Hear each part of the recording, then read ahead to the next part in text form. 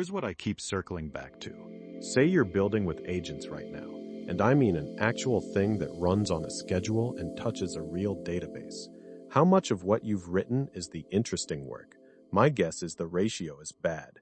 You've got retry logic, sandbox setup, credential handling, and some hand-rolled way of remembering what happened on the last run. That's most of the job.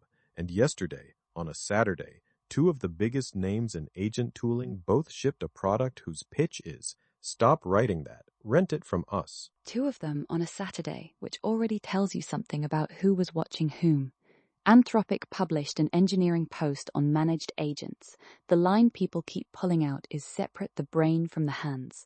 And LangChain shipped managed deep agents, which is their harness with Langsmith infrastructure underneath it.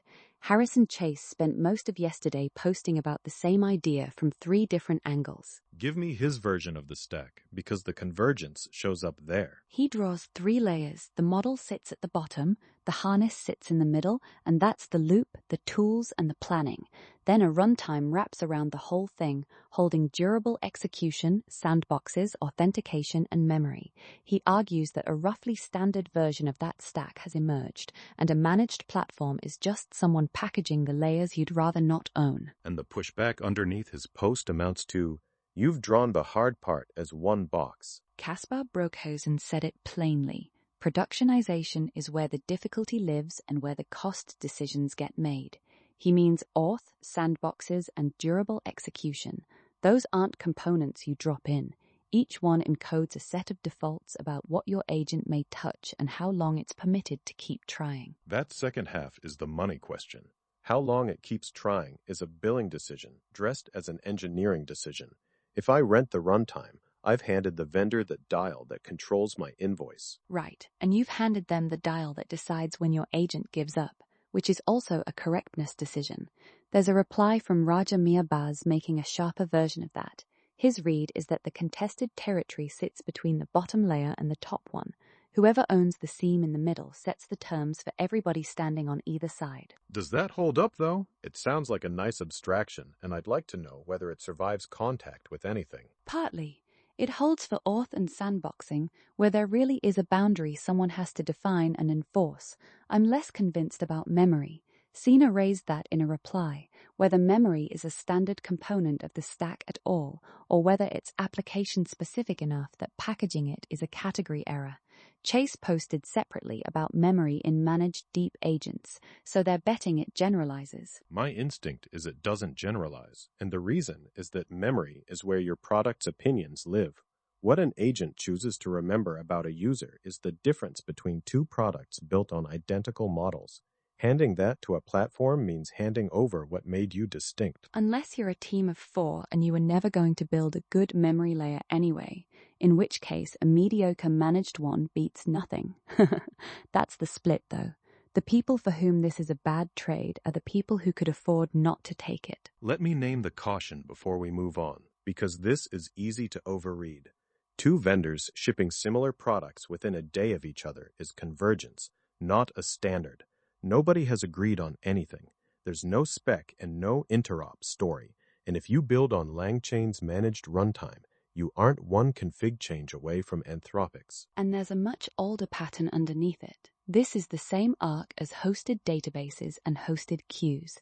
First, everyone rolls their own, then the design stabilizes enough that renting it becomes the right call. Then 5 years later, the interesting companies are the ones who took the layer back in-house for a specific reason.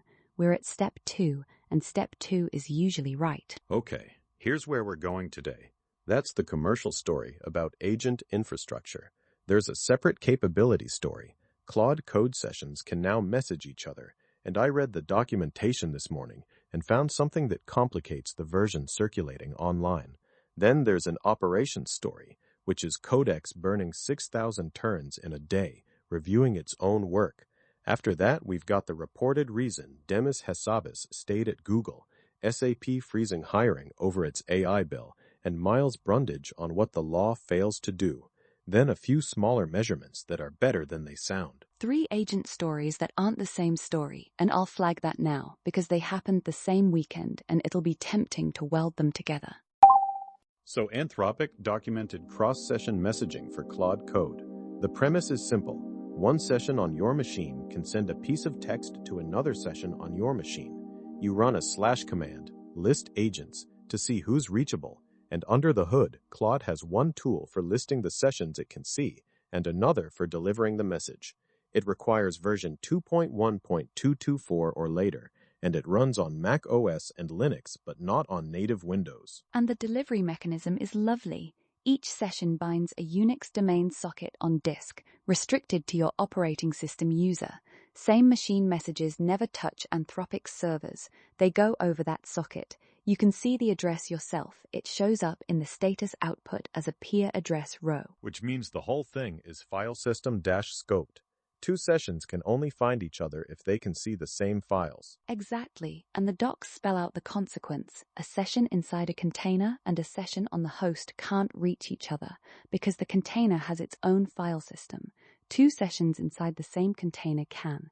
That's a nice property. The reachability boundary is something you already understand rather than a new concept you have to learn. Now here's a correction, because the version going around is off.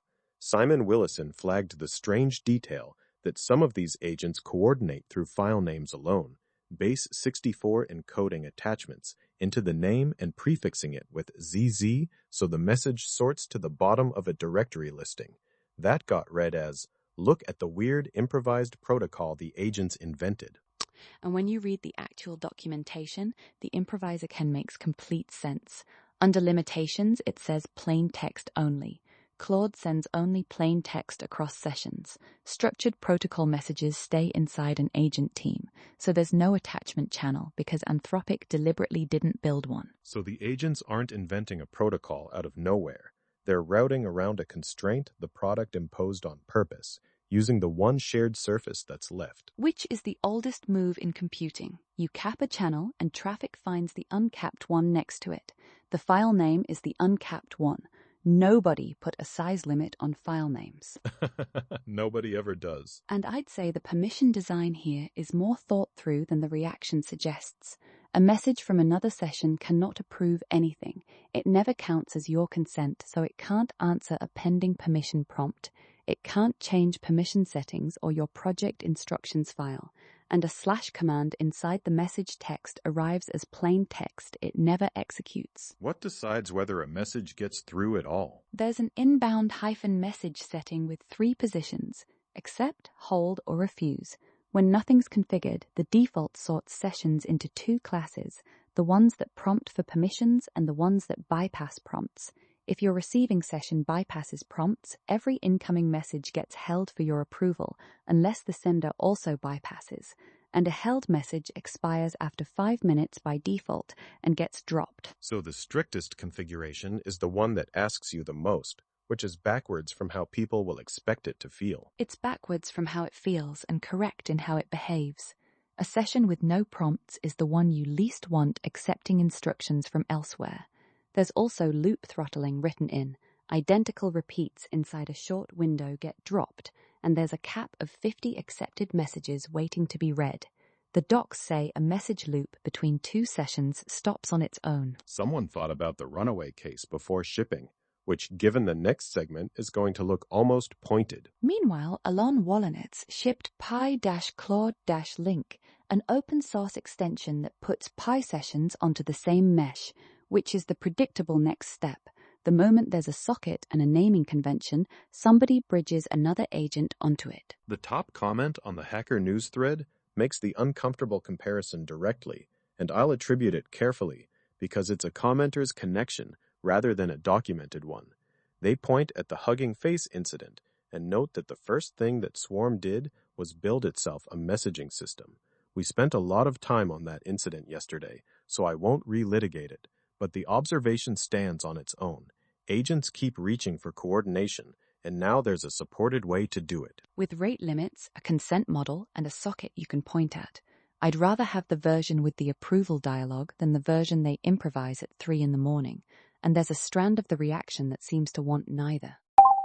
Faxan went looking at a usage graph that didn't make sense and found something specific. Codex's auto-review system had consumed close to 6,000 turns in a single day. The actual coding agents, the ones doing the work he asked for, accounted for 224, so roughly a 25-to-1 ratio between reviewing and doing, and his read is that it was stuck in an approval state loop. 25 to 1. And the arresting bit isn't the waste, it's that the loop stayed invisible until he audited it. Nothing alerted him and nothing broke.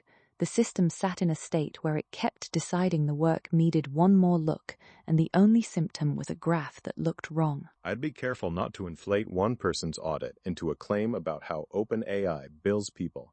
This is a single account over a single day. Agreed, and it's still the most concrete report I've seen of a supervisory layer eating a budget. The supervision was supposed to be the cheap part. Check the work, approve or reject, move on. Instead, it became the workload. On the same day, from a different direction, someone running a legal research database posted what they call Rule 0 on the Claude subreddit.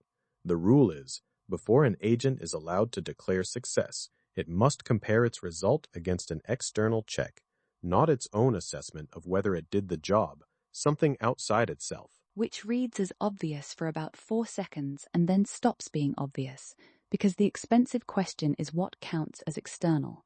A test suite the same agent wrote isn't external. A second model asked whether the first model did well isn't external either. That's the 6,000-turn machine with a nicer name on it. So external means something with independent authority. The database returns the row or it doesn't. The document exists or it doesn't. And the build either compiles or fails. And in legal research, that's tractable because a citation either resolves to a real case or it doesn't. Their domain hands them a ground truth for free. Most domains don't, and the reason Rule 0 is hard to adopt generally is that most people can't name their external check without doing real design work first. Then Ethan Mollick posted the third version of this from the user's chair, and it's funnier than the other two. He's telling Sol inside Codex that he'd like to speak to the manager, asking the top-level model to stop delegating his work to dumber agents and elaborate test harnesses that miss things. Asking to speak to the manager, that's the whole complaint about orchestration in 7 words. He paid for the good model and got routed to a call center it built for itself. And notice what all 3 people are describing. Faxan found a supervisor that wouldn't stop. Rule 0 exists because supervisors mark their own homework. Mollick wants less supervision and more of what he paid for. Same layer, 3 different complaints. There's a 4th item circling the same drain. A show HN grade post about a model context protocol interceptor that sits in front an agent's tool calls and blocks reads of environment files and dangerous commands in real time. 12 points and 2 comments, so I'd call it an example rather than a recommendation. But the existence of a category called interceptor is the interesting signal. Because it means people have concluded they can't get the behavior they want by asking politely in a prompt. And Vixit Gower posted the architectural version of the same frustration, that there's no good primitive for chaining work into a durable work stream, so everyone builds a supervisor loop by hand, and every hand-built supervisor loop has the same bug. That connects back to the managed runtime pitch. Durable execution is on the list of things they want to sell you, because everybody's version of it is broken. Which is the one connection across today I'll make. The vendors are selling the layer that 3 separate people spent yesterday complaining about. We covered the DeepMind leadership transition on Thursday as a straight succession. Hasabi's handing the chief executive role to Kore Kavukcuoglu. There's a new claim circulating about why, and let me say up front, this is unconfirmed. It's a post on the Singularity subreddit relaying a claim from Chubby, sourced to what they call Pathfounders. No named reporting behind it. The claim being that Hasabius wanted to leave alongside Jeff Dean and was talked out of it because Google was worried about what the stock would do. If that's true, and it's a big if, it's a different story than the one we told on Thursday. It would mean a Frontier Labs leadership structure was set by equity market optics rather than by anything about the research. And I'd note it's not even an unflattering story about Google. It's just an unusually visible instance of something normal. Retention packages exist. Boards worry about founder departures. What makes this one different is that the founder in question is the one whose name people attach to the science. There's a competing account in the same subreddit. That one says the handoff was voluntary. He considers the research problem close enough to solved that infrastructure is the harder remaining piece, and he'd rather do the science. Those two stories aren't mutually exclusive, which is why I think the speculation is going to run for a while. You can want to leave the chief executive job, be talked into keeping a title, and also believe the interesting work has moved. All three at once is an ordinary way for a career to go. The third item in the same neighborhood is a talk where he says he expects all diseases to be cured within 20 years. Which is a prediction, not a result, and I'd rather not let it carry any weight. He's said versions of this before, and 20 years isn't the number to argue about. What he thinks the bottleneck is now, that's the claim with content in it. If his answer really is infrastructure rather than modeling, then isomorphic labs is where that belief gets tested, not DeepMind. That's what I'd hold on to from the whole cluster. The reported reason is unverified, but the claim about where the difficulty has moved is one he's making in public under his own name. SAP has stopped most travel and most hiring, and the reason given internally is AI spending. This comes from 404 Media, working from an internal email, and Bloomberg had the story first in July. One clarification on timing: the freeze went in last month and is still in effect. It reached a wider audience today because it hit Hacker News rather than because anything new occurred. And the exception is what makes it legible. AI-related travel and AI-related hiring are exempt, so this is a reallocation with a direction rather than a general downturn dressed in AI language. The internal line is that they need to be disciplined in how they spend while rolling out a newly built AI tool across the whole company. A current employee told 404 Media that the rollout massively increases the costs, which is a remarkable sentence to have inside the same company as the hiring freeze. It's the first hard instance I've seen of a token bill competing directly with headcount at a company that size. We talked about enterprise token spend in passing yesterday as a trend. This is the trend expressed as a decision that changes whether specific people get hired. Let me be fair to SAP here, because there's a reading where this is good management. They found a new cost line that's growing fast. They slowed 2 discretionary lines to fund it, and they told people why. That's more transparent than most companies manage. It's defensible. What I'd note is which lines got chosen. Travel and hiring are the 2 levers you pull when you want the number to move this quarter without touching anything structural. Nobody renegotiated a model contract, and as far as we know, nobody moved a workload to a cheaper tier. They cut the things that were easy to cut. On the supply side, there's a related read circulating on the OpenAI subreddit. Someone charting Open Router usage and arguing that OpenAI's Sol and Luna split is doing what it was designed to do. The heavy reasoning model takes the hard work, and the cheap high-volume model takes everything else. That's a screenshot of third-party routing data with someone's interpretation attached, not OpenAI's numbers, so I'd hold it loosely. But directionally it fits what SAP's problem implies. The vendor answer to cost pressure was a cheaper tier rather than a cheaper flagship. The flagship stays expensive and you're invited to use it less. Which puts the routing decision on the customer. You now have to know which of your requests deserve the good model, and most organizations have no idea. And that's an engineering problem that looks like a procurement problem, which is the kind that sits unowned for 18 months. Somebody at SAP is building a spreadsheet about it right now. Miles Brundage posted a run of arguments across yesterday. Start with his answer to what the most mistaken idea in AI currently is. He says it's the belief that companies already have the right incentives and the right laws pointing them in a good direction. Coming from someone who ran policy inside OpenAI, that's a specific claim, not a general mood. And he sharpens it into a trade-off I hadn't seen put that way. His argument is that the path is narrow between 2 failures. One is a self-regulatory body for AI along the lines of FINRA in finance, but with no actual safety flaw underneath it.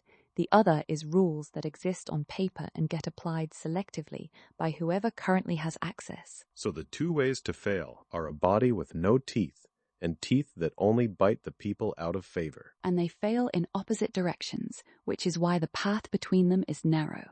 A flaw with no enforcer is theater. An enforcer with no flaw is leverage. You need both or neither works, and building both at once is much harder than building either. He also points at a write-up of the federal effort from Jay Obernolte and Lori Trahan and says it improved from a federalism standpoint, which is a narrow, technical compliment. He's talking about how the bill handles the relationship between federal rules and state ones, not whether he likes the substance. That distinction matters more than it sounds. Most of the fight over federal AI legislation in the last year has been about preemption, whether a federal bill wipes out state laws that already exist. If the current draft handles that better, that's a real change in what the bill would do, separate from what it says it wants. He also flagged an industry standards effort, Guidelight.ai, in the same run of posts, and Micah Carroll added a jab from a different angle, aimed at people who spent years arguing alignment would be easy if anyone made it a priority. Carroll's line is roughly, well, this is their moment to demonstrate that. Which is a fair shot, and also a slightly cheap one, because the people who said that mostly meant it as an argument about resource allocation, rather than a promise. Still, the incidents of the last 2 weeks did move a lot of people who were previously comfortable. I'll keep the weight proportionate here. These are tweets, not a paper, and Brundage is arguing rather than reporting. But the reason I'd read him is that he names a specific bill and a specific mechanism instead of asking for regulation in general, which is what most of this discourse settles for. Owain Evans pointed at some Apollo research reading in the same window, if you want the technical version of the same worry rather than the institutional one. 4 short items to close, and they're all better than their headlines. Yesterday, we talked about DeepSeek V4 Flash's benchmark numbers as vendor reported, and the gap we named was that DeepSeek's 82.7% on Terminal-Bench 2.1 came out of something they call a minimal mode harness that hasn't been released. Someone has now run it through a public harness across 445 trials and got the same number back. With one disclosure that matters, the person who ran it is the author of the harness they ran it on. That doesn't make it wrong, and 445 trials is a serious number. Most benchmark claims you see are single-digit runs, but the independence is partial, and they said so themselves, which I'd rather have than the alternative. So the number survived contact with a different harness. That was the open question, and now it's mostly closed. The second measurement is my favorite thing all weekend, and it's someone noticing a tokenizer difference. They fed the same 330 lines of HTML and JavaScript to 2 local models. Qwen's 35 billion parameter model turned it into 1,609 tokens. Gemma's 26 billion parameter model needed 4,258 for the identical input. 2.5 times the tokens for the same file. For the same file, and that's a cost multiplier and a context multiplier hiding inside a design choice nobody advertises on a model card. Your context window is 2.5 times smaller in practice on one of them, for code specifically. It also explains a difference people have been describing by feel for months without a number attached to it. Caveat being 1 person, 1 sample, and 1 file type. 1 sample, yes. I'd still go run it on my own code today, because if it replicates, it changes which model you pick for a coding task for reasons that have nothing to do with how smart either model is. Third, and staying with local inference. Someone spent a few months writing an inference engine in plain C99 to run 1.58-bit bitnet models. It doesn't use Python, CUDA, or a linear algebra library, just a compiler and a makefile. They report 36 tokens per second on a Xeon. And the write-up is mostly about where the memory bandwidth ceiling starts to bite, which is where it earns its length. Ternary weights make the arithmetic almost free, and then you discover the arithmetic was never the constraint, moving the weights was. That lesson generalizes well beyond bitnet. Last item, and it's a small one. Ars Technica reports that ChatGPT has started refusing direct requests to write in a named author's style. The URL carries a July date, so I'd treat it as recent rather than brand new. The piece notes the model can still get somewhere near the same feeling by other routes. So it blocks the phrasing rather than the output, which is a policy about how you ask. Over on the Hacker News thread, the top comment is unimpressed on capability grounds, the argument being these models can't write like an average person convincingly, let alone a famous one. I don't agree with all of that, but it's a reasonable objection to the premise that this was ever a strong capability worth restricting. What makes it notable to me is that OpenAI did it without a ruling forcing them to.